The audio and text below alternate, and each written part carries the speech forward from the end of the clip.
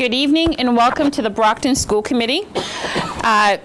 Today is Tuesday, December 6th, and the time is 7:08 p.m. We are at the Arnone Theater, the William Arnone Theater. Please join me in the Pledge of Allegiance. I pledge allegiance to the flag of the United States of America and to the republic for which it stands, one nation, under God, indivisible, with liberty and justice for all.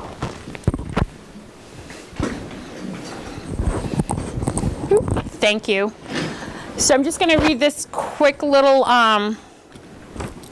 So welcome to an open meeting of the school committee. This is the agenda that will be discussed this evening. Please note that the hearing of visitors is also included. This evening we do not have any hearing of visitors listed. In addition, you can view this meeting on the public can view the meeting via television on Comcast channel 98 and 1071 HD version, and online via the link YouTube, www.youtube.com/TheBrocktonChannels. So I'd like to call this meeting to order, and we're going to do a roll call. We do have one of our members that is via phone this evening because we were not able to set up the Zoom. So we're going to start. Tim Sullivan. Here. Kathy Ehlers. Here. Jared Homer. Here. Judy Sullivan. Here. And Joyce Asak is the vice chair sitting in for our chair this evening. So I am present. And we have Tony Rodriguez. Here. Sorry, it's the pocketbook, Mr. Rodriguez, threw me off. I didn't see anyone over there. So in this evening, I just want to mention that our mayor, Mayor Sullivan, is actually in Cape Verde on a trip, meeting with the various departments over in Cape Verde, and Cynthia Rivas Mendez had a scheduling conflict. So this evening we do have a quorum. And let's see what we have here. So the first item on our consent agenda, we have consent agenda. I can read items A through E for the record. I said we didn't have any we didn't, right? Okay. So we didn't have any hearing of visitors. So consent agenda, items A through E. I'll read those for the record. But in the meantime, does anyone have anything that they want to remove off of the consent agenda? Okay, hearing none. So the consent agenda, it will be item A, approval of minutes for November 15th, 2022, the regular school committee meeting. Item B, request for authorization to submit proposal and expenditure of funds. Massachusetts After School Partnership MAP grant, $96,088.90. Submit an updated FY 2023 college, career, and technical education unit to DESE for $103,000. Panera Bread Foundation for funding for Empower Yourself, $125,000. And then DESE Center for Instructional Support, $376,277. Item C, approval of out-of-state field trip, BHS Wind Ensemble to the Heritage Music Festival. Item D is approval of out-of-state field trip, BHS Concert Choir to the ACDA National Honor Choir. And I apologize, the lighting is like changing, so we're in a new setup this evening. Item E is acceptance of human resource notifications. We have appointments, certified personnel, appointments of non-certified, and then we have personnel actions for leaves of absence, resignations, and retirements. So can I get a motion to approve item A through E on the consent agenda? Motion to approve. Okay, so a motion's been made by Judy Sullivan and properly seconded by Tony Rodriguez. We are going to do a roll call vote to approve this because we have Mr. Sullivan via phone. Tim Sullivan? Yes. Ooh. Tony Rodriguez? Yes. Kathy Ehlers? Yes. Jared Homer? Yes. Judy Sullivan? Yes. And Joyce Asak is a yes. So that is unanimous. So the consent agenda is all set. Item number 4 is report of the superintendent of schools. Teaching and learning is first item. Thank you, Ms. Asak. First, we want to introduce tonight's student rep, from Brockton High School, J.R. Castillo. So we appreciate you being here tonight. I also appreciate, I see you all the time, and I know how involved and busy you are at Brockton High. It's great to have you here tonight, but we also really appreciate what you bring to the school, your enthusiasm, your commitment to your education, and your commitment to your fellow students, and doing everything you can to make the school a better place is much appreciated. So we're happy to have you here tonight. Thank you so much. I'm happy to be here. And with that said, thank you for the introduction. For those who didn't hear, my name is Tino Castillo, and I'm a senior at Brockton High School. And I'm currently substituting for our dear Abby. She isn't feeling well, so let's wish her a speedy recovery, right? And honestly, I just want to get started with mornings at Brockton High School. As we can see, we have Miss Miriam, Miss Bosco, our lovely administrative assistants, and we also have Miss Burns and Mr. Guierto all the way in the back. His head's kind of cut off up there, but you know, y'all got the point. He's there. And we always like to, you know, start off the school day with our lovely morning announcers. We try our best, you know, spread positivity, and like I stated before, their administrative assistants are always happy to see their kids. There's 4,000 of us, so every friendly face, you know, who says hi in the morning just gets the day going, you know, starting with positivity. And to begin with, we're going to start off with the Fine Arts Bay States competition. Our harmonics performed at the Bay State Show Choir Festival this past weekend. Our very own Steven Diaz and Steven Nacimiento were selected for solos in the large production. And also our Fine Arts departments took place in both the Veterans Day Parade and the Veterans Day Assembly, which you will see later on in the PowerPoint. But we like to, you know, commemorate all our fellow dancers and participants. And then we're going into the academic side. The National Honor Society had its first induction of the year with over 50 new members. And at the ceremony, we also had a moment to acknowledge inspirational teachers as part of their application process. And they were awarded with a certificate. And I can say Mr. Thomas can account to that. He was also there to, you know, grant our inductees with their certificate as well. So I'm glad to see we have new members. And also the Stonehill admission staff joined us on November 9th for a presentation about the school. The presentation included admission officers and BHS alums that attended school now, students that were able to learn more about the school and scholarship opportunities available. They also had the opportunity to learn about grants that gave students opportunities to pursue higher education if they didn't have the resources, which is always great to hear. You know, I'm currently a senior as well, so I would love to hear as much information about free money. Who wouldn't want free money? Let me tell you that. I definitely do.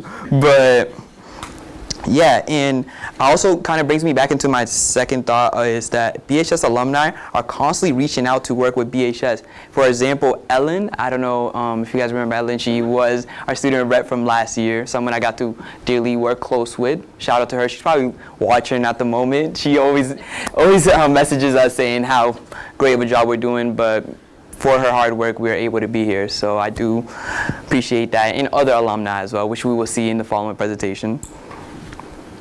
And next, we are to the Superintendent Awards, and we would like to shout out the following individuals: Sophia Bello, Celestia Gomes, Mackenzie Quinn, and Jahir Tinel Castillo. And for being awarded the Massachusetts Superintendent Award, which is given to the top 4 students of 2023 class, not just our class, but all the other classes. And it's always good to applaud the outstanding students and their accomplishments. So I would applaud myself, but you know, I don't want to be too conceited. You can see they're right next to Mr. Thomas. Don't we all look lovely? Great lighting to say. Let me just put that to say the least. But yeah, it's just, we just love showing off all our fallen individuals who worked extremely hard. You know, this is really not easy, especially in a school of over 4,000 students, to make it this far and to continue to make it far in the future. It's just something that Brockton as a district, we strive for. So, yeah. And then we got the Brockton Student Ambassadors. Our Brockton Student Ambassador hosted a show at the ACT conference where a panel of students and parents were invited to discuss ongoing issues that Brockton district faces. Students and parents also highlighted their positive experiences to further emphasize how Brockton is truly the city of champions. And I know I see Ms. Haywood out here in the audience. She was also part of that. We would like to thank you for your hard work. And also Mr. Williams, who trained these fellow individuals. And I can just say that it was definitely a blast for those who were able to be there to see the show at the end, hosted by yours truly again, but you know what I mean. And we also had, throughout the whole day, we had a training for teachers as well, where they were able to learn about different things. They got to choose a topic beforehand, so they weren't bamboozled or anything. And I think it was definitely an experience because, you know, I was walking around on my off day. Mind you, I didn't have school, so I get to see teachers learning in my seat, you know, where I usually sit. So it's definitely an experience, to say the least. You can see the picture up there.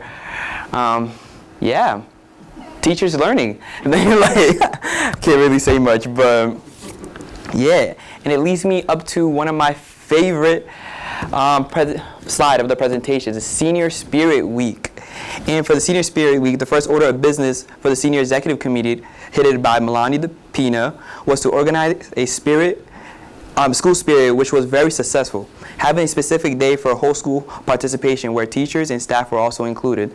The themes range from Character Day, Dynamic Duo Day, Barbecue Dad or Soccer Mom, or Decade Day, which was my favorite. As you can see, we were all our fellow individuals there. You can see we had the Elderly Day as well, where students were able to dress however they want. And let's just say it was a blast. A lot of us had fun. And we could also see Ms. Bosco and Ms. Miriam up there participating. Usually the best duo at BHS, not to, you know, toot their horn or anything like that. But yeah, we could see our Abby up there and our class 2023 president, Melanie DePina.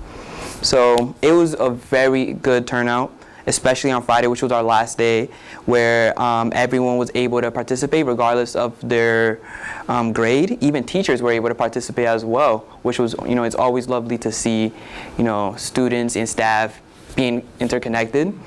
We need more of that, and we will continue to thrive for that. Which kind of brings me to the next point, which is the Fenway football game. I don't know if you guys heard about it, if you guys were there, but let's just say, I don't think I got to sugarcoat this. We dominated. We took the win home, and we're going to continue to take the win home. Not to brag or anything. It's one of my favorite things to do, but yeah. And we had an awesome win against BR. And we also would like to give a shout out to the officers who gave an escort to us to the Fenway game, who was there both for protection and aid as well. You can see in the picture, you can see Officer Wallen there and the fellow individuals in the back. It was definitely a party, let me tell you that. The music was blasting, it was having fun, cracking jokes, and you know, it's just always good to celebrate, you know, apart from the academics, it's always good to, you know, be able to have fun, right? Yes. And kind of brings me to Peter Colombo, who retired after a over 20-year run. And what a better way to, you know, retire than winning. Who doesn't like winning? Put it like that. But we like to shout him out. And also, which I learned, that his father was also a coach.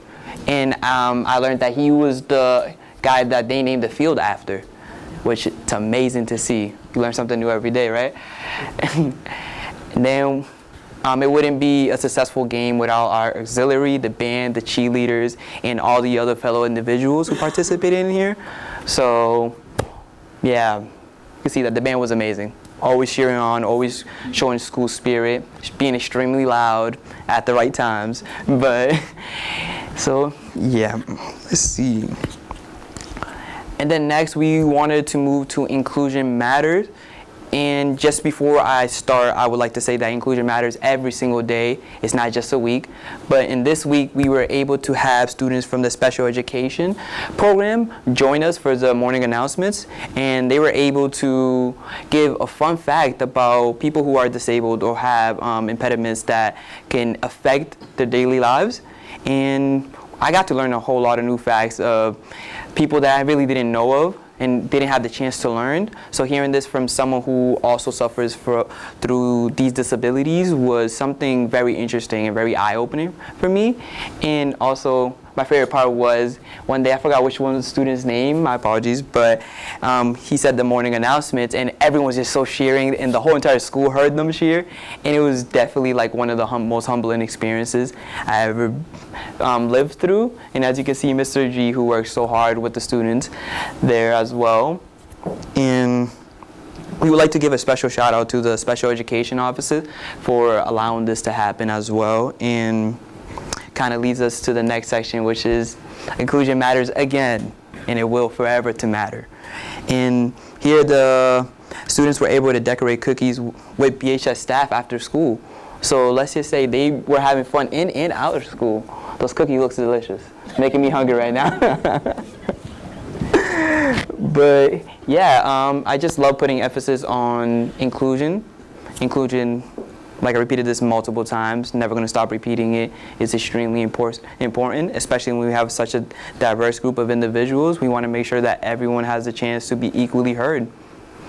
And that's what we do every day. That's what we thrive for every day. And shout out to Mr. G as well. And before, it wouldn't be inclusion without talking about staff. At BHS, we like to recognize all the individuals who make learning possible. I know it's extremely big school, stated over 4,000 students. A lot of the times the staff's opinions or staff concerns really get overlooked. So here we have 4 different individuals. We have Mr. Wilson's Access Control Supervisor, Ms. Patola, Special Education, Ms. Kearns, Department Head of the Special Education, and the not pictured Ms. McLaughlin, Fine Arts Cafeteria. And like I said, we like to celebrate all our fellow staff individuals who work extremely hard. I can account for Mr. Wilson. I see him every single morning, always have a smile, always happy to see us, and he will let you know if you're not following the rules. He will set you straight, let me tell you that. You can hear him from across the school, so you don't want to mess with him. But again, they're all lovely individuals, and I do congratulate them with these amazing awards. And kind of to the holiday parade. I heard it was really successful. I was on my way to the barber shop and it was blocking the street, so so yeah. So as I can see, I see Santa Claus up there as well. You know, they were all having a good time, kind of making me jealous that I didn't go, but there's always next year, right? But this is also another way that BHS students always try to get involved, and this is we can see that our band was there. We can see color guard and all our fellow dancers were also there, and the auxiliary carrying the flags, which, you know, there's not really much to be said about that, but yeah.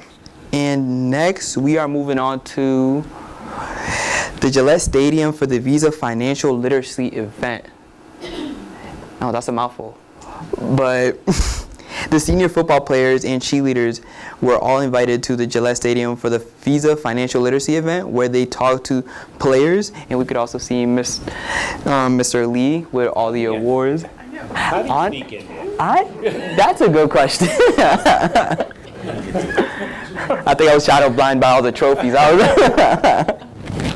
But you can see we have members of the senior class, and honestly, again, I kind of envy them. They look like they're having fun. That does look fun. But I really hope they actually learn something about budgeting and other things that they can usually apply in life. But yeah, I think that kind of brings me to the end of the presentation. But yeah, thank you. Thank you. My microphone on. Thank you so much. As always, we always look forward to the student reps presentations, because you cover so much that we really don't get a chance to see. So you covered a lot of stuff there, and it's wonderful. I know a lot of the viewers always enjoy seeing our students in the community, seeing what's going on, and I love how you guys recognize some of the staff, which is, you know, it's all about the staff and the students working together.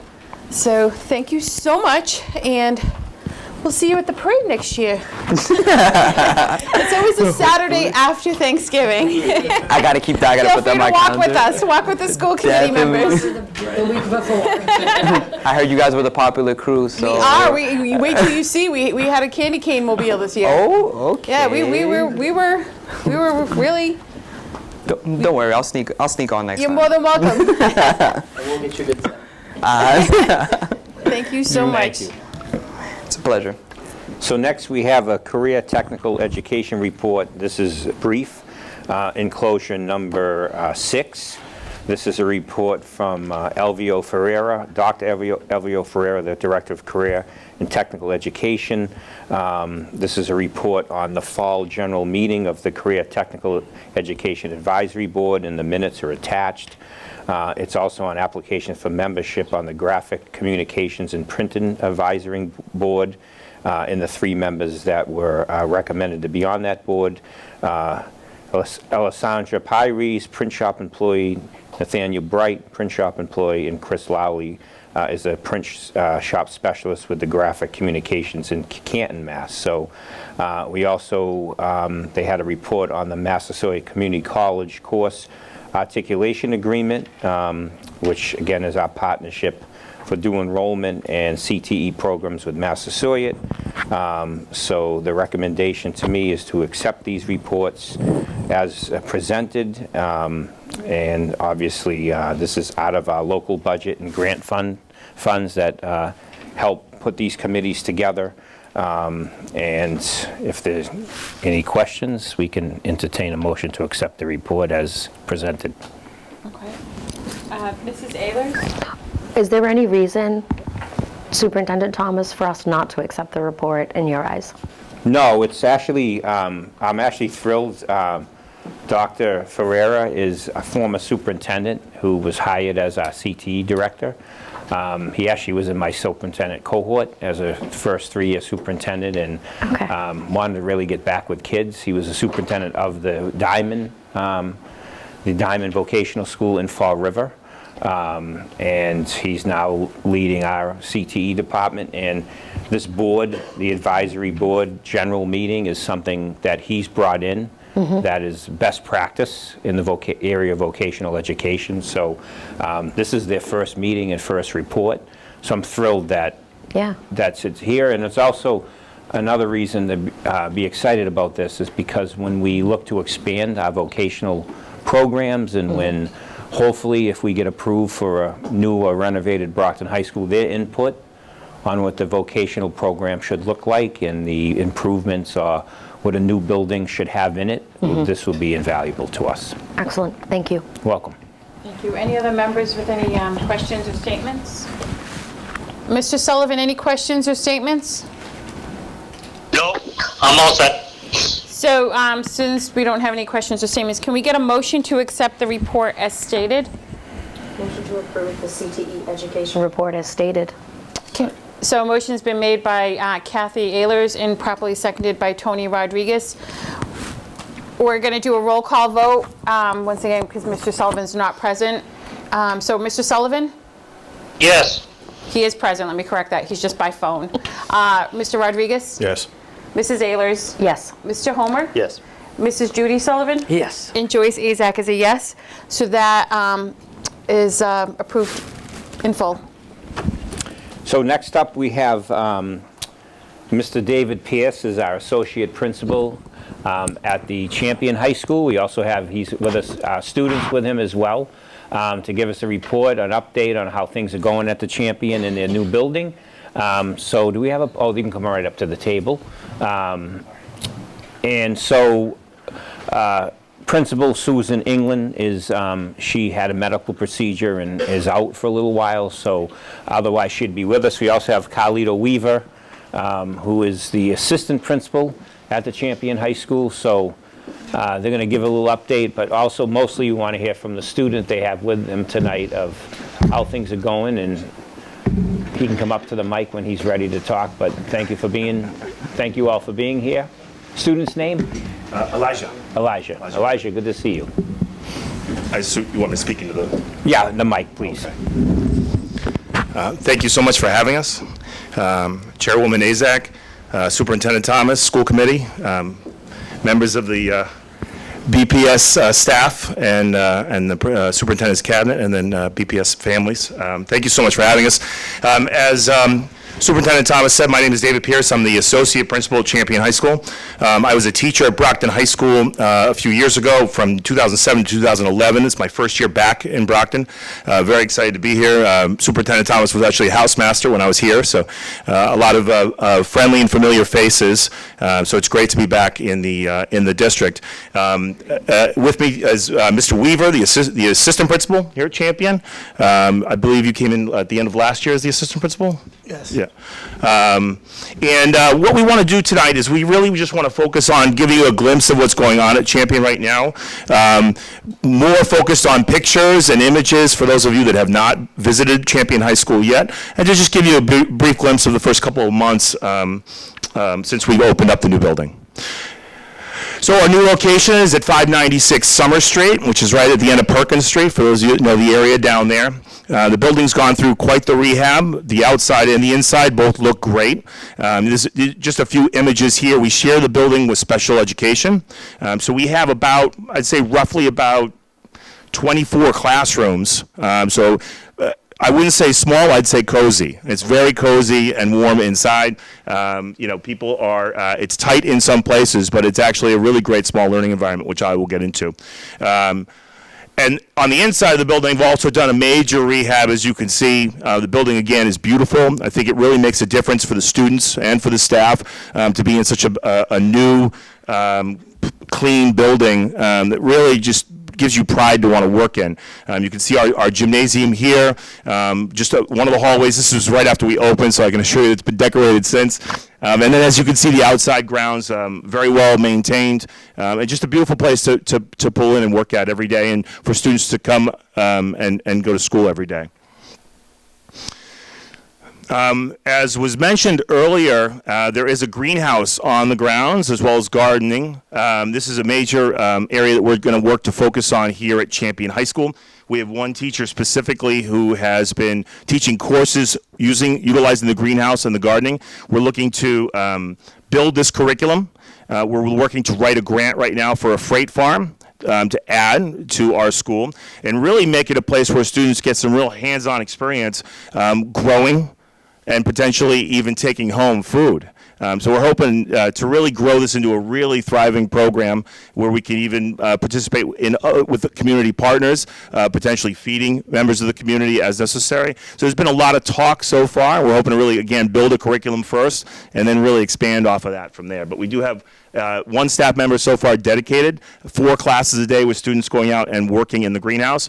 The freight farm will allow us to really work year-round more. It's for those of you who aren't familiar with the freight farm, it's almost literally the back of a truck, an 18-wheeler, where you're literally inside working to grow and harvest food, fruit, vegetables, and plants. So we're hoping to really build this program out, but again, just an early snapshot. They are still going outside. Luckily, we've been blessed with a fairly mild December for us.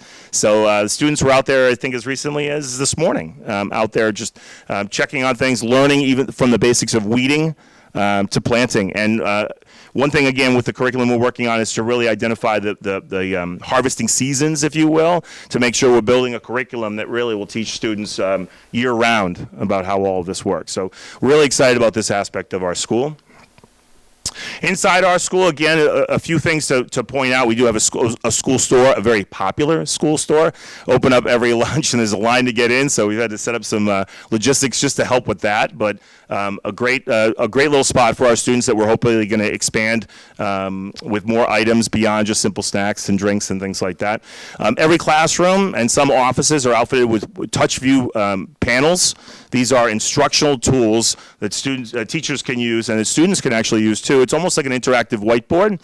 The old term, I think, when I was starting teaching was smart boards, and this is very, I say that, I'm not that old, I guess, but these are really interactive. We're learning how to use these more as we go. We're trying to present professional development to teachers to try and make them, I think, more engaging for our students. We're trying to encourage teachers to really get students up and using these boards, but they've really added a great piece to our classrooms. And then everything else is whiteboards. I remember when I was teaching at Brockton High, I actually did have chalkboards, but everything's a nice new whiteboard. We've got the touch panels again, that's really great. We also have the screen printing room.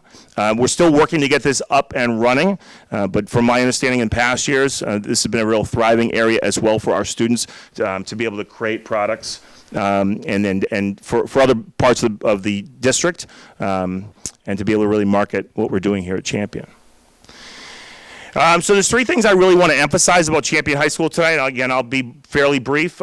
It's a really small learning environment. This is a real great opportunity at Champion High School to really focus on small class sizes and to focus on individual students as best we can. When I worked at Brockton High School my last year, I had a class of 36 students. Our highest lunch is less than that. So we can only fit 48 max in the cafeteria alone, but our lunches are in the 30s, I'd say, and our class sizes average anywhere. We've got some classes that are as low as 6, and we've got classes as high as about 15 or 16 students. And again, I think that small learning environment is really key to success for a lot of our students who choose Champion High School to be able to come and make a direct connection with their teacher and make connections with students in a smaller learning environment where they can really get to know each other and really dive deeply into the learning process.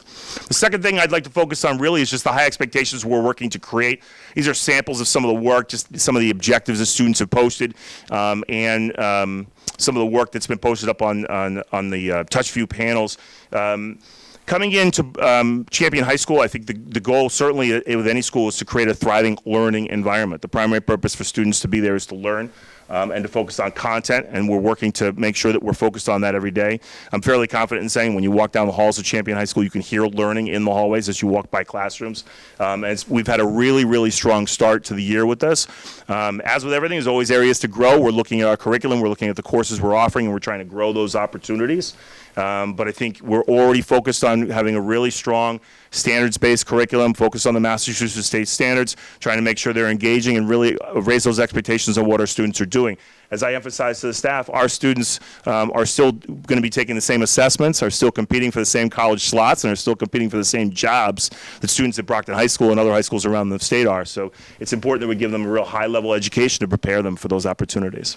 And then the third thing really is the idea of more individual attention. And again, at Champion High School, when you've got classes of 6, 7, 8, 9 students, you can really get to know your students. You can really address their individual needs. You can really differentiate within the classroom what you're doing from one student to another and make sure you're really attending to their specific needs. And again, I think when I think of Champion High School, I think those three things are really the most important.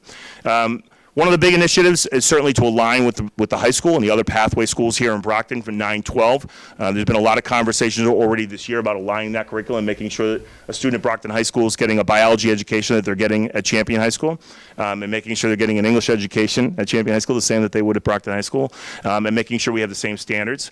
And again, as I mentioned, prepare students for college and career opportunities. This is something we're going to continue to grow and expand on. Right now we have 2 college courses running through Champion High School. The hope is to grow that and to grow the career opportunities. One thing we've discussed is potentially piloting a internship opportunity for our students where our seniors could actually go out and work during the course of their senior year and get some experience. These are programs I've been affiliated with in my prior schools, and we're hoping to bring that to Champion and really provide, again, that individual attention for students and to be able to go out and participate in the community and really build their experience. So there's nothing like building that experience in the workplace or building those connections in the workplace. And again, just combining, as I said, those three things, the small learning environment, the high expectations we have, and the ability to really narrow in on each individual student.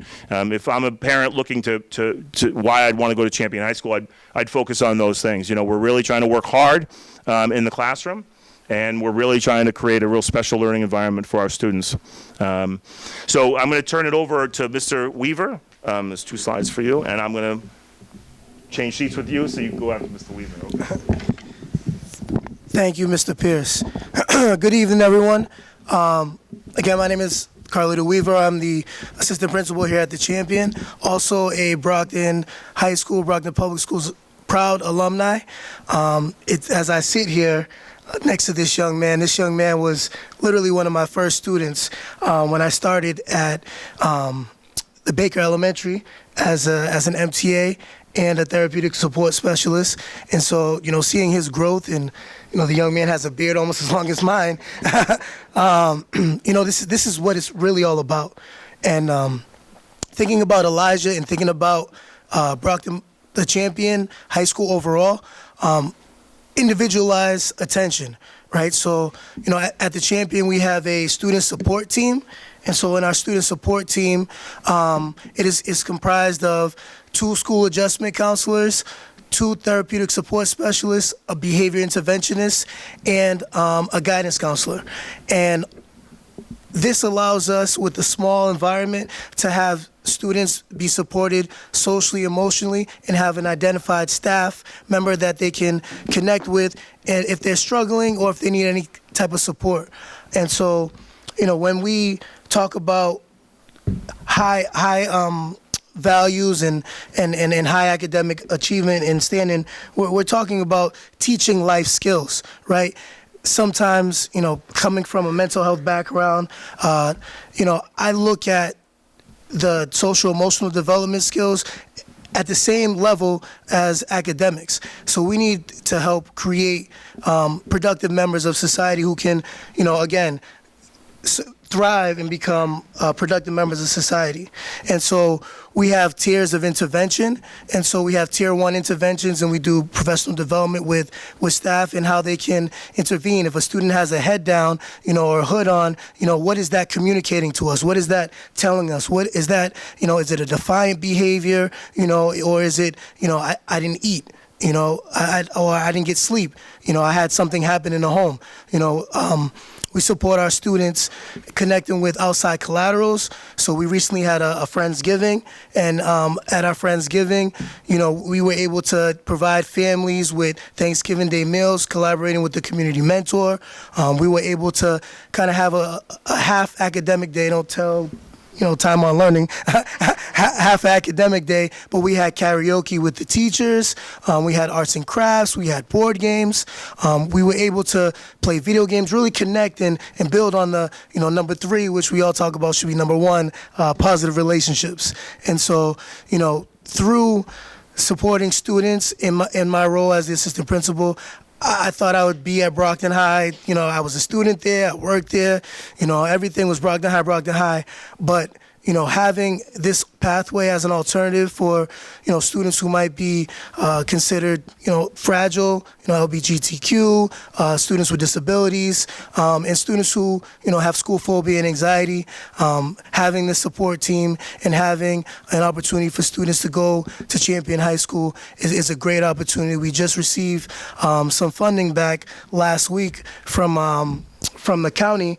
I think it was $4 million, Dr. Cobbs? $4 million back for the building. Champion is getting a lot of recognition.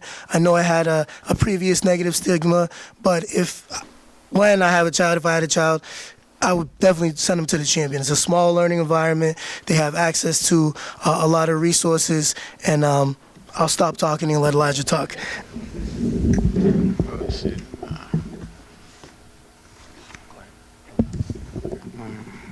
Hi, my name is Elijah Privet, and I'm a Champion student, and I'm in 10th grade. And my journey began at the Kennedy in Miss Fox's class, if y'all don't know who that is.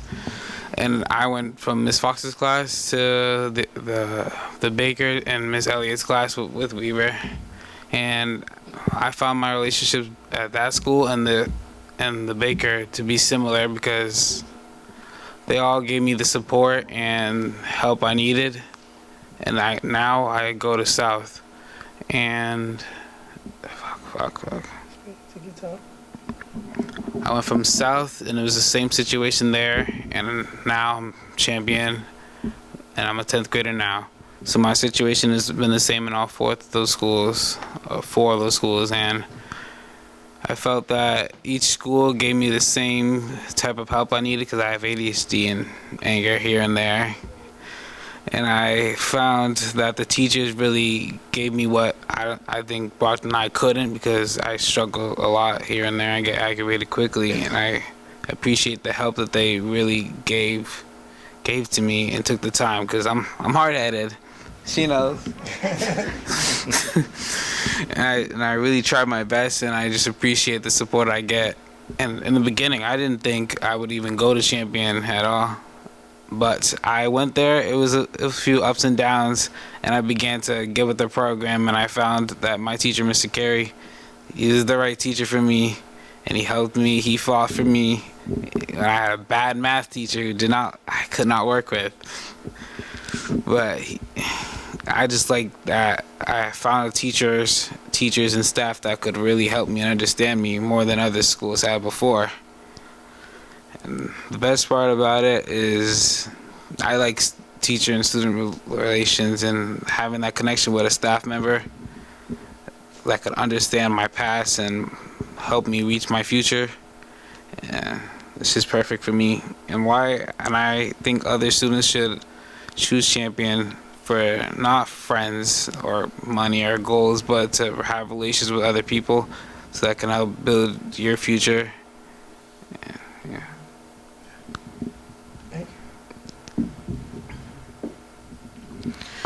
Questions? Sorry. Yeah, that's all right. You're gonna be feeded, by the way.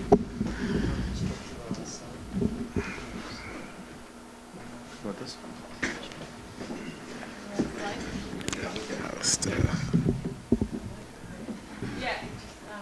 Start with the slides. Yeah, sure. Oh yeah. Whew. Sorry.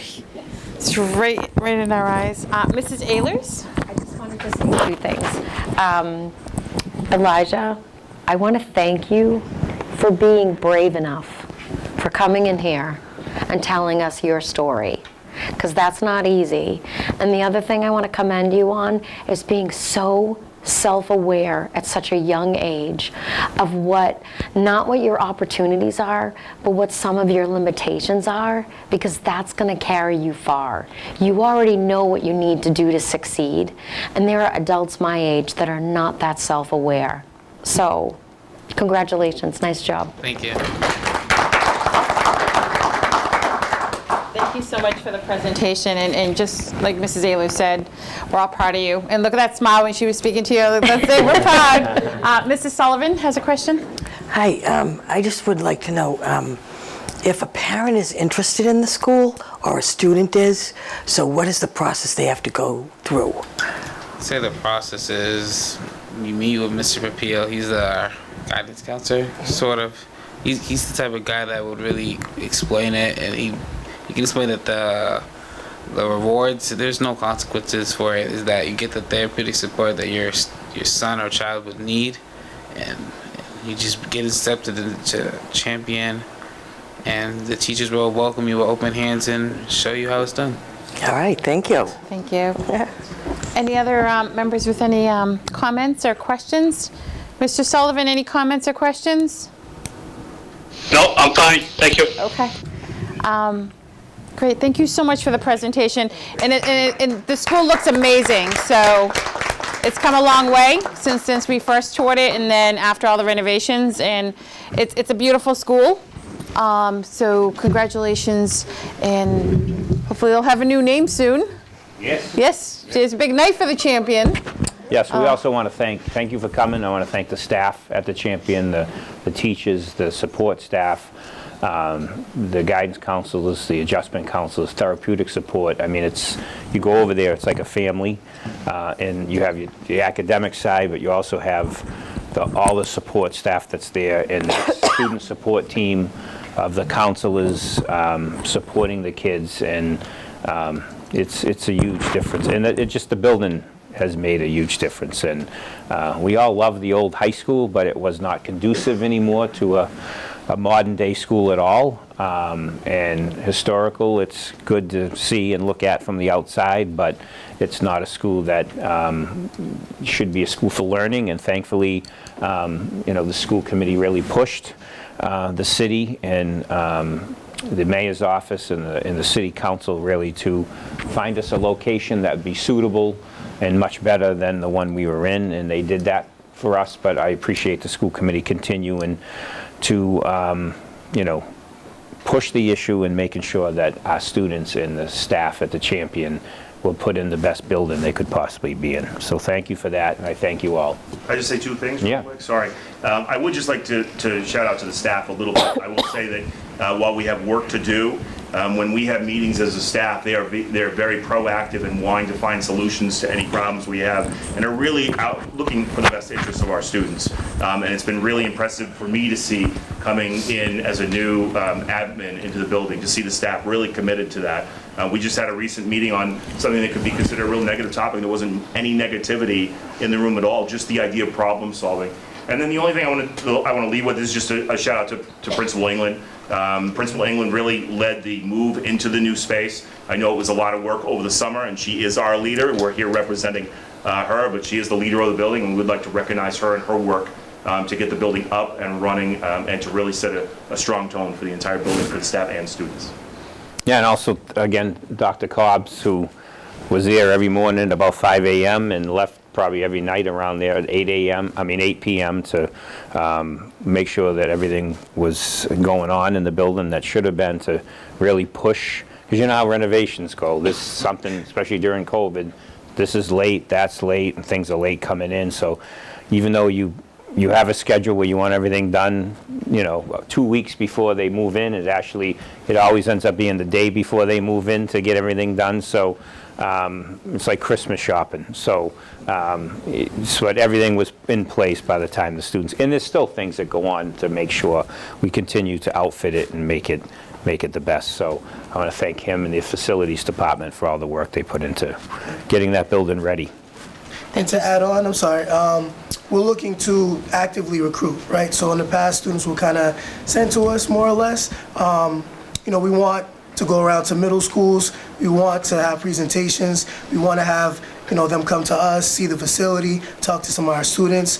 I know early on in the year we had a fair, a school fair, where we sent delegates to the professional development facility, and they had some students come, but we're looking to actively recruit and let people know that, you know, what we're all about. So We're actually working on some marketing material, and we'd love to, we're adding different aspects that we offer within BPS, whether it's the different schools that we have, the programs, the athletics, the music, the drama, the arts. And again, a lot of people just don't know what we offer. And Brockton High might not be for everybody. Some students work better in a smaller environment. And so it's nice for us to just constantly just get the word out. So definitely we would add that, because we're going to work on that, and it's more marketing, but definitely have to get the word out. It's all about social media presence, you know, get out there. And I thought we had a champion student rep. We should have a champion student rep. Elijah, we just nominated you as student rep. So just like we have, you know, just it's always nice to see what's going on at the schools. It doesn't have to be, just give us quick updates now and then, see what's going on. We like to see what's going on at our schools. So you just got elected. There you go. Congrats. Mr. Rodriguez. Talking about marketing. How many student athletes do we have at the Champion? Because you know I'm going to ask you that question, brother. currently we don't have any. None? You're looking like a football player right here. Yeah, he was playing. Elijah was playing. He was playing, okay. He was playing. I mean, and that's part of it too, right? So there's logistics that go into it. There's funding and staffing and things like of that nature. But you know, we have been approved to do some after-school activities. We have intramurals. We have transportation. I do boxing. He does boxing. We have open gym. They play basketball, and so we're working with Mario with the mentors as well. He wants to do like a league, a little basketball league, because you're right. You know, our students need to have access to things, but sometimes they want their own.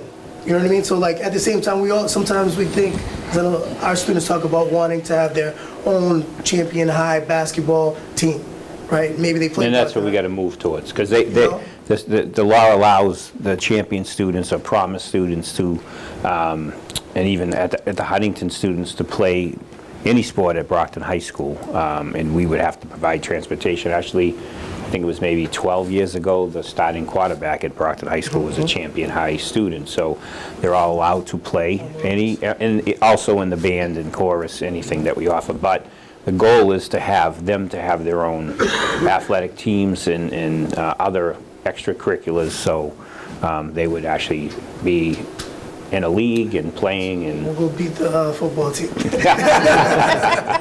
didn't see us at Fenway. But thank you so much. Any other questions or comments? Oh, good job. Nice job. I hear about the champion every day. Thank you so much. Thank you Very much.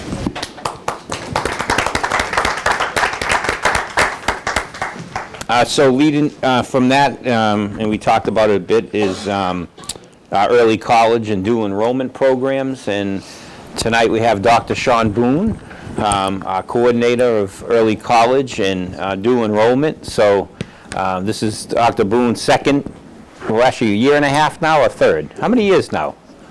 When did you? Third. 1 year. 3? How many? 1. 1, but you've been with us, what, about almost 2?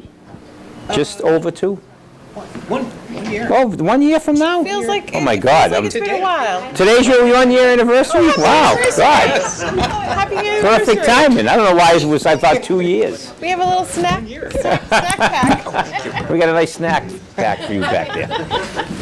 In the meeting It today, I just said, says, it just says my name on it. You can just take it for your anniversary. in the meeting today, early college, I said it feels like I've been doing early college for 60 years and I know. 3 months from retirement. So it's good to see you. It's good to see you all.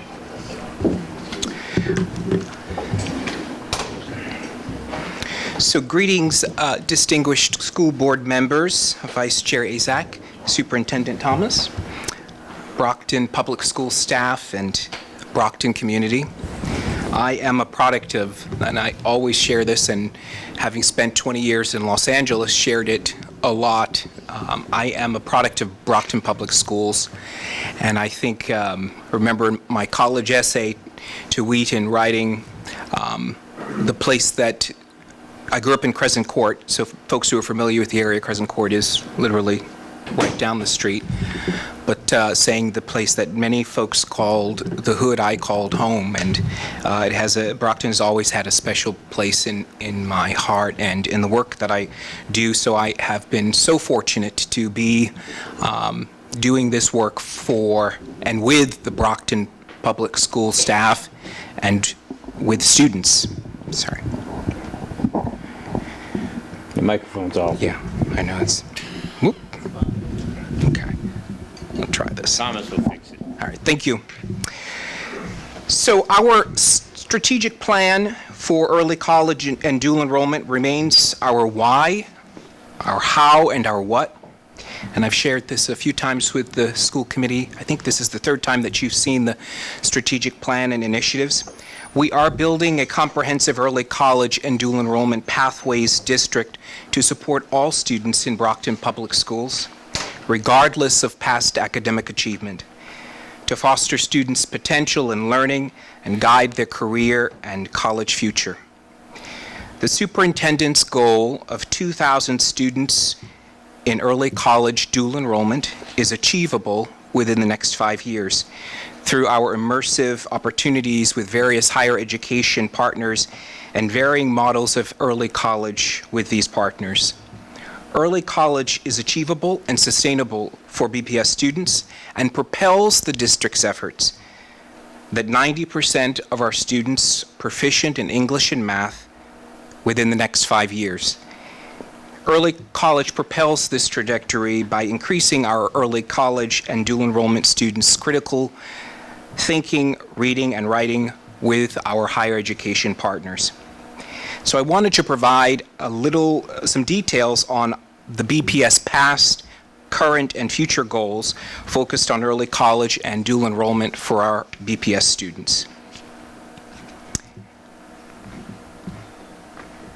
Early college and dual enrollment has existed in BPS for some time through various funding sources, including CDEPT, which is the Commonwealth Dual Enrollment Program, Perkins Grant, and private funding from sources like the Harbor One Bank.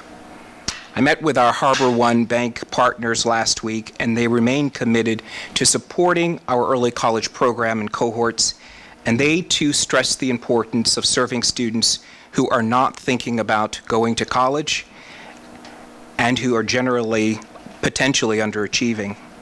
As part of the historic scope for early college and dual enrollment, BPS has generally enrolled 30 to 40 students in early college dual enrollment opportunities. This fall, through our concentrated efforts on a larger scale early college pathway, we enrolled 118 students across 3 higher education partners, a twofold growth for which BPS should be proud. As part of our planning efforts with Massasoit Community College, Massasoit MCC, I'll use a lot of acronyms, MCC has been and is our primary community college partner. BPS was awarded with MCC the DESE Incubator Grant at $200,000 for planning during this year as we plan and grow large-scale early college pathways. In addition, BPS and the University of Massachusetts at Dartmouth, or UMD, was also awarded an additional $200,000 in the Incubator Planning Grant.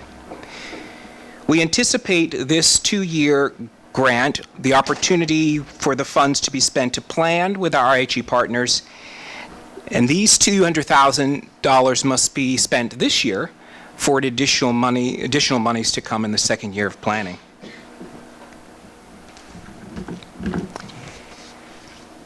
In fall of 2022, we redesigned how we supported students in early college and dual enrollment by providing additional wraparound services to support students, including partner teachers in each class,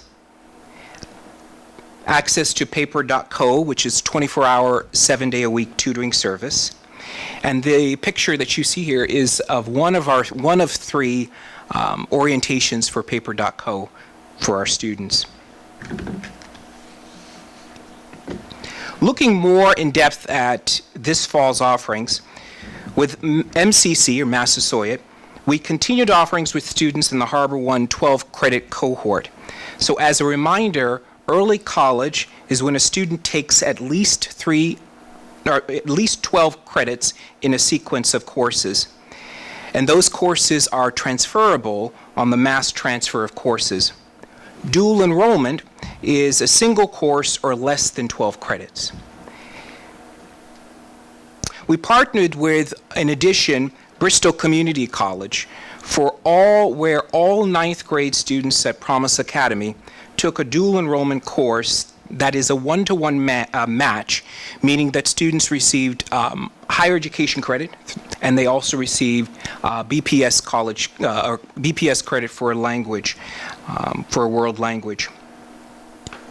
These students that Promise Academy will be taking ASL 2 with Massasoit Community College. So the BCC college offering was a virtual live offering, and as part of our lessons learned, one of the things we realized is that students really need this in-person offering and option for ASL. So Massasoit will be offering 2 sections of the ASL in a hybrid model. So the faculty member from MCC will go to Promise once a week, and then the other class will happen through the Canvas. This photo was taken during our visit to one of the in-person Massasoit Community College classes at Brockton High School. It was actually the English Comp 1 class. In our UMass Dartmouth, or UMD pilot, all of the classes were virtual live. So students accessed their course through their district-provided computer, and then had noise-canceling headphones while they were in a group with each other. We offered 2 pathway majors for UMD as part of our pilot. We offered a liberal arts course and a business course and major.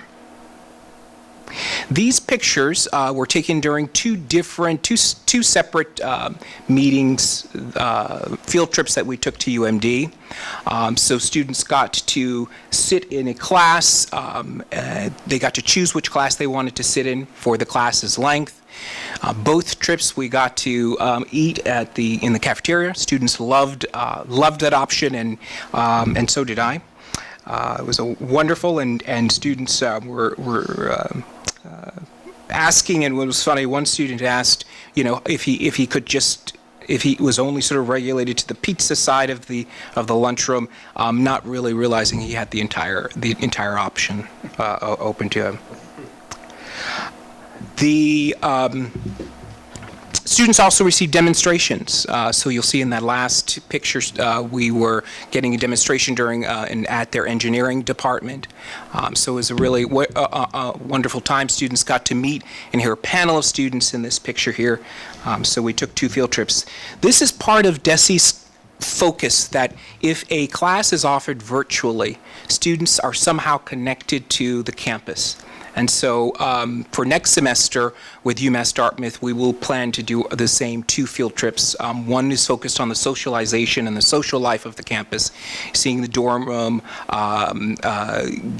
hearing about some of their options, and then also sitting in classes.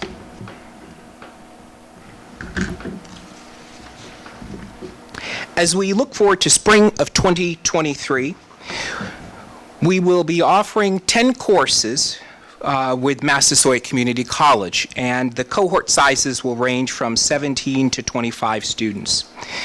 We have the potential to grow our program twofold, or double our current enrollment is the anticipation. For courses that are aligned with our BPS curriculum, we can offer students one-to-one matches. So again, you'll see the English comp will count as such. And then we're also piloting an ESL courses for a cohort of 17 students.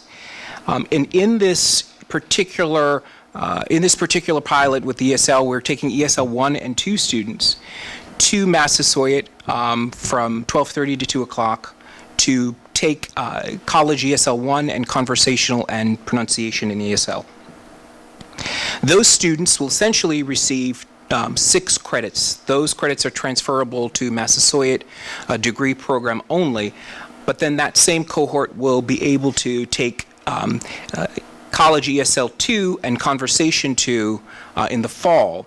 So they'd effectively receive 12 credits.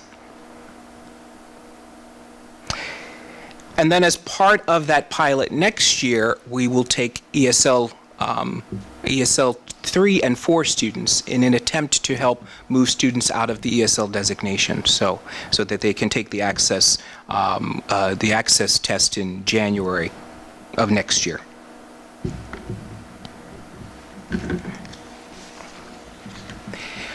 With the UMD, we are going to continue piloting our liberal arts track and our business track. We are piloting an additional Spanish composition course, Spanish 301. In this course, there are 10 students who are enrolled in this course currently. They are heritage students. 3 of the students are from the Edison Academy, so those students will actually wake up earlier or potentially wake up early, but be in class earlier at 8:30 to take part in that class. Seeing the Edison students generally start later. So our total courses are 13 courses for the spring of 2023. And again, effectively, we have the chance and potential of enrolling twofold what our current numbers are.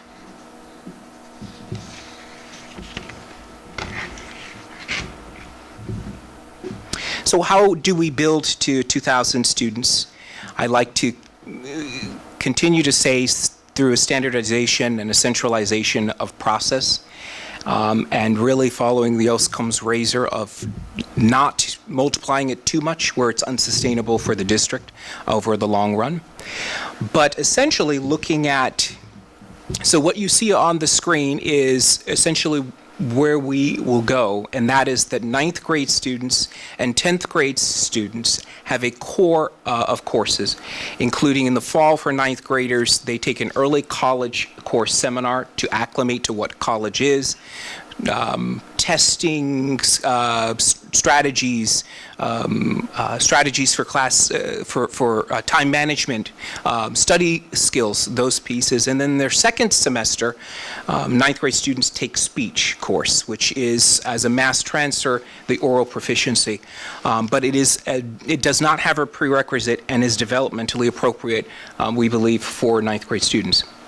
And then 10th grade students in their freshman year, in their first year, 10th grade students get an opportunity to take an introductory course as they are thinking about what it is career and college they want to do. So introductory courses focused on criminal justice, human services, education, business, engineering. In addition to a one-to-one match course such as English Comp, ASL, French, Spanish, depending on the partner. And then in the spring semester of 10th grade, students can continue English Comp and then ASL 2 or their language 2, and then also take a Principles to Sociology. So this effectively gets students to at least 12 credits. And then by their 11th grade, they can declare a potential major and a partner that they'd like to partner with for the journey. So for instance, this is a UMD business major pathway, which is 24 credits. So we this year piloted one course only. We were set to pilot 2 courses for our 11th and 12th graders, but decided to do one as we gained and lessons learned and ironed out some of the logistics.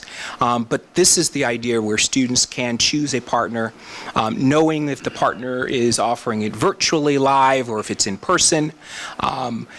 Ultimately, our goal is to get students to the campus to take some of these courses. And so, as you'd see in this last model that I'll show, is that we are essentially building with Massasoit a model that allows students to a pathway of the associate's degree, liberal arts associate's degree, really recognizing that we may have 1% of our students who decide early to do that, and then understanding what that means for students. Students would, in their 11th and 12th grade in the associate's degree pathway, they are required essentially to do that time over at the IHE partner at Massasoit. Just by Massasoit's policies, they're required to be there. But we will have the avenue, the pathway for students to decide to do that should they. But understanding most students will do somewhere between 12 and 30 credits with our various partners. Moving forward, we have and I think just to sort of back up so you can see the ninth grade and the 10th grade, one of the things that Dr. Connors continues to say is looking and building and bridging for our middle school students, and particularly our students in the middle school academy, the intrigue and the piquing of the interest to choose Brockton Public Schools.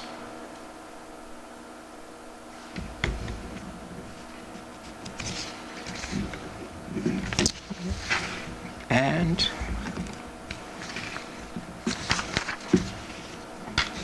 so as we grow our partnerships, we are also considering concurrent teaching. Concurrent teaching is essentially when the IHE partner hires the teacher, one of our teachers at the high school, to be the facilitator of the course. It varies depending on Middlesex Community College has one sort of model for concurrent teaching. Quincy College has another. The Quincy College one, and the superintendent and I, with the president of Quincy, will be meeting in January about the concurrent, because in their concurrent model, they provide the curriculum to our teachers, and their faculty member is assigned to our teachers to support our teacher, and then twice a semester we bring students to Quincy to be taught by the faculty member at Quincy College. So many colleges, universities across the Commonwealth are getting involved in trying to build the capacity for early college overall. Just what else to look for? January 23rd at 6 p.m. in the Brockton High School auditorium, we are having an informational meeting for rising ninth graders and for current students on early college, dual enrollment, also AP and IB. We will be building our early college advisory committee and putting out additional job ads for teachers to partner with our higher education faculty members and institutions. So, thank you.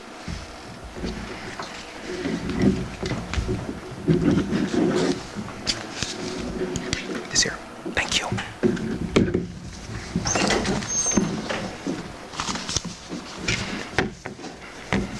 Thank you, Sean. I know that just Massachusetts is far behind the rest of the country with early college and has been for several years. So now they're starting, again, they started up these incubator grants that we were able to get not only on our own, but we're also part of a group of other local school districts like East Bridgewater, Taunton. We're in, I think there's 7 of us that also have a separate grant that we're working on as well as a team. But it's been hard for Massachusetts to get their act together, and a lot of it has to do with, the higher ed, the professors. It's just been very difficult with the unions. It's been a very difficult thing to get off the ground. But I think, thank God that we brought Sean in and you approved his position, because I think that he, in working with Deputy Superintendent Wolder and Dr. Connors and the high school principals at all of our high school, has really set us up. So when this really takes off and the state really gets their act together and puts funding into this more and more, I think Sean, and again, who I mentioned that he's worked with, has really put in a structure that is ready to take off as soon as the state is ready. We're ready. So I want to thank him for his hard work and his support from Sharon and Michelle, and again, the work he does with the principals in the guidance counselors and the cooperating teachers. So it's a lot that goes into it on our end, but I think we are poised and set up ready to take full advantage for our students to be in these dual enrollment and early college programs. So, as we move forward, students would have the ability to graduate with 60 credits or an associate's degree. And that's been the goal all along from day one. So and the goal is to have 2,000 students enrolled in early college programs by the end of the strategic plan, which is 4 years from now. So obviously Sean can answer any questions. Thank you. Thank you, Dr. Boone, for the presentation. And actually, I know a lot of students are excited about this program because college is, one of our seniors is shaking his head. The thing is college is really, the 4-year college, not everyone can afford that. Right. But for us to be able to give them the opportunity to graduate with an associate's and to be able to get out in the working world and get a head start and be able to finish eventually and maybe get their bachelor's or master's or doctorate, you just never know. This is helping them, and it's a great program. I know some of the students I've talked to are so excited about it. So thank you for the presentation. And Mrs. Ehlers? One question. Dr. Boone, you were saying, I think you said that the students are actually learning to work in Canvas. Are they in Canvas in the learning platform? It depends which IHE they're with. Yep. So Massasoit is Canvas. Yeah. UMD has its own platform. Gotcha. And Bristol was, I think Bristol was Canvas as well. Okay.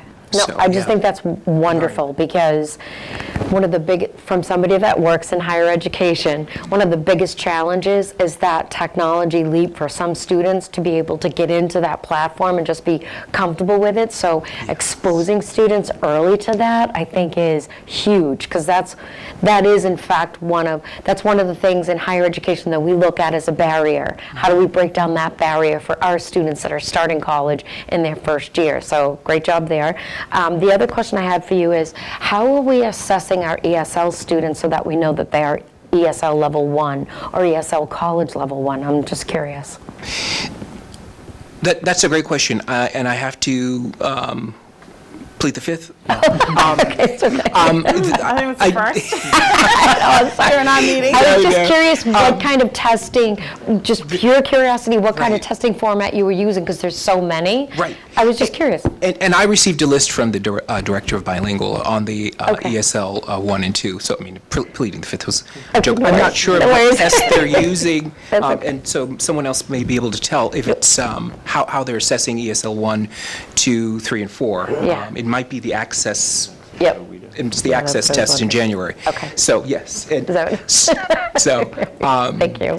And so the idea with the ESL 3 and 4 students was to really give them a nudge or extra support to exit from the classification of ESL 3 and 4.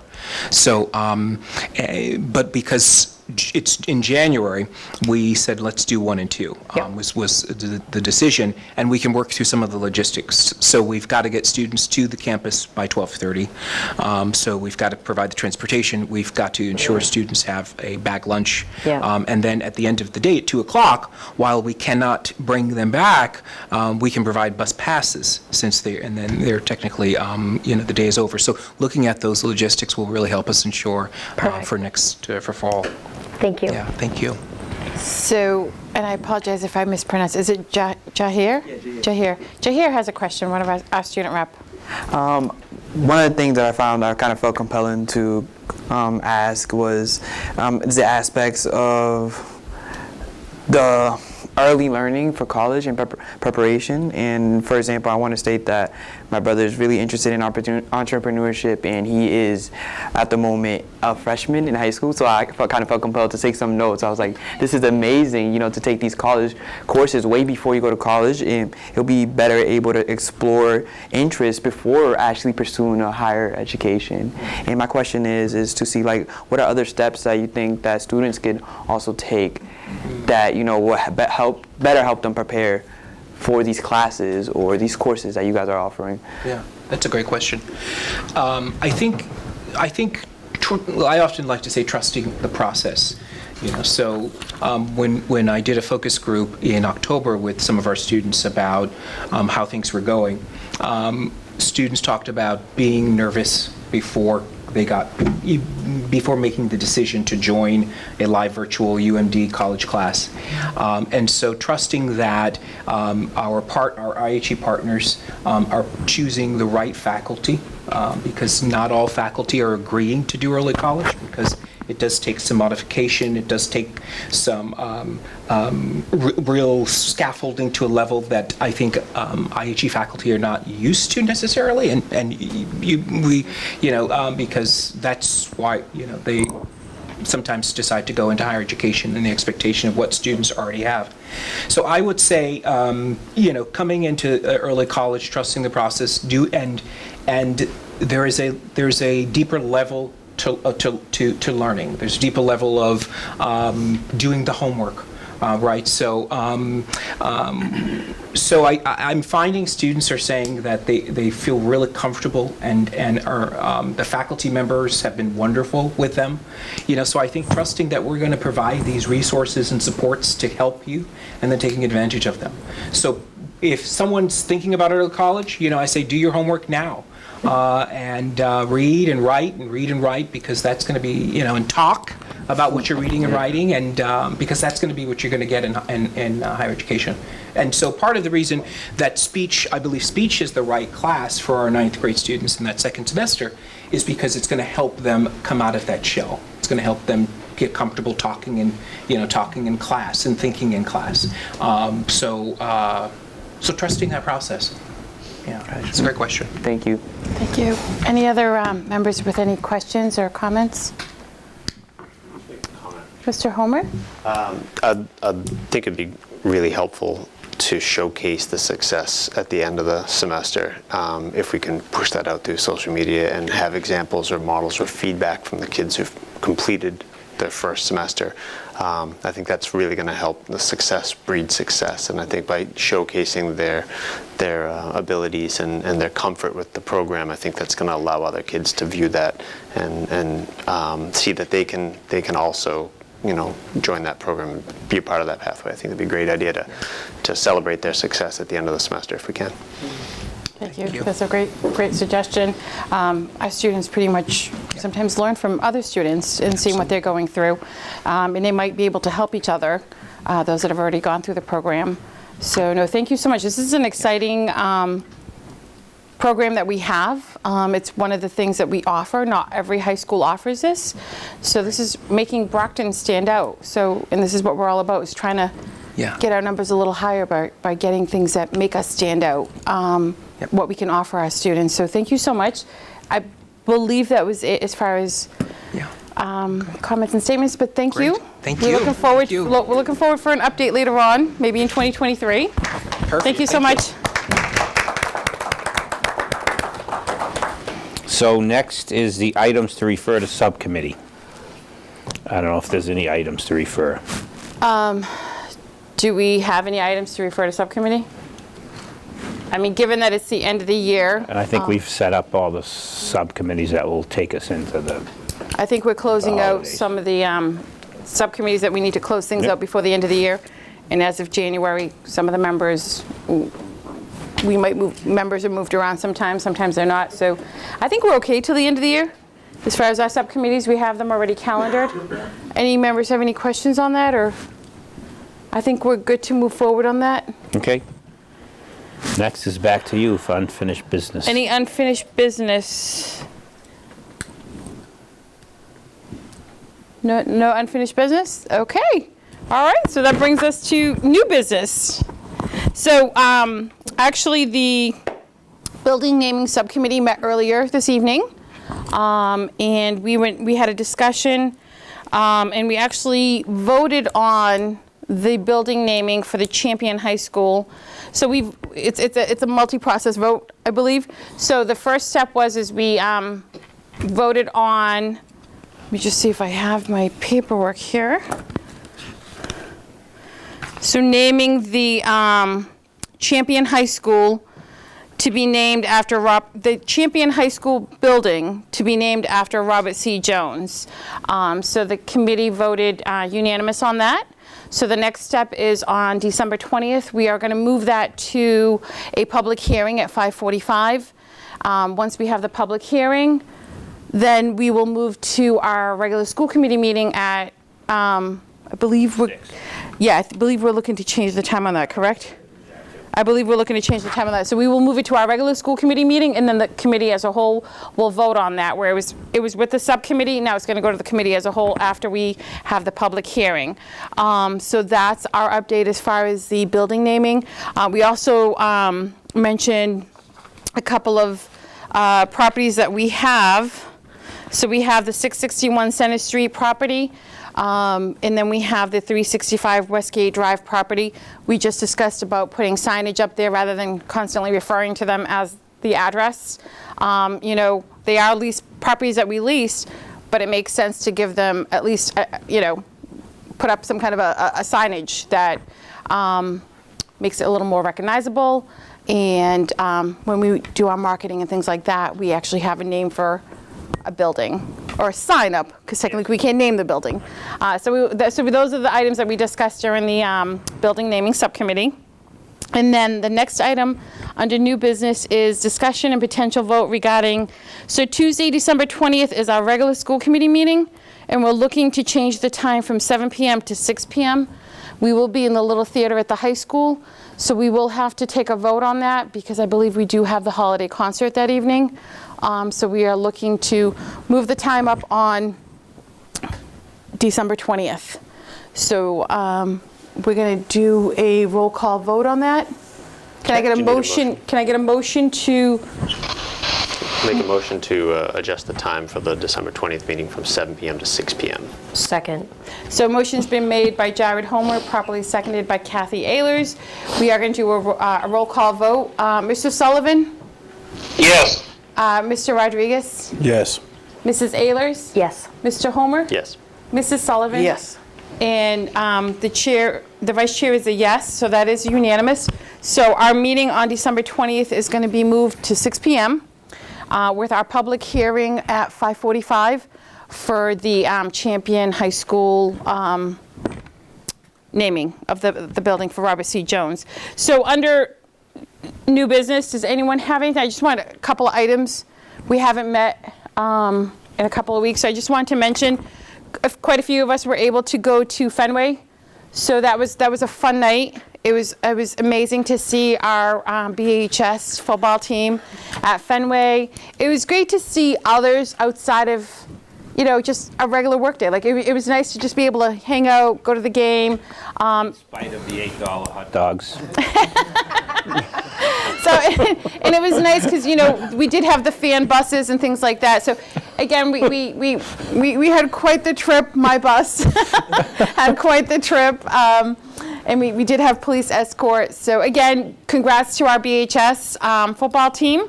That was a great win. Congratulations to Mr. Colombo on his retirement. That was a wonderful honor to honor him on the field. Again, that's probably sometimes it could be like a once in a lifetime for some of our members. So that was definitely something that was pretty awesome. And then our holiday parade, thank you to Mary Waldron and her team, Downtown Business Association, the mayor's office, our mayor, the city of Brockton. It was a wonderful parade. It was great seeing everybody out on the sidelines. I mean, it was wonderful. And just to have the city just come out like that. And I thought that was pretty great. And thank you to Cynthia Rivas-Mendez, my co-pilot in our little candy cane mobile. That was fun. We had a golf cart. We decorated it with candy canes. Our members were giving out candy canes and other trinkets to some of the those that were watching the parade. So again, it's always a fun time. Definitely a fun time. Next year, we have to remind them not to let us march behind the horses. Well, that's a good point. Superintendent, that's a good point. And we have some exciting things coming up. So check out the Brockton Public Schools website. There's a calendar on there. There's a lot of great events going on at our schools. Check it out. We have concerts. There's book fairs, depending your students. There's just so many events going on in the next few weeks. So it's great to just give support to our schools, our students, our community. But I just wanted to just remind everybody, go on to the Brockton. So it's BPS.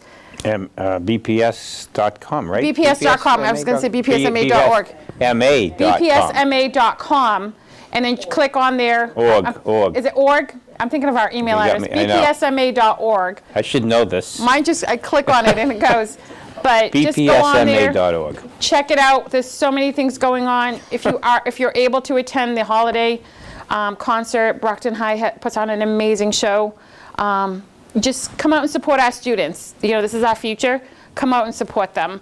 So we just want to thank everybody. And if any other members have anything going on in the community that you want to give a shout out to, all right.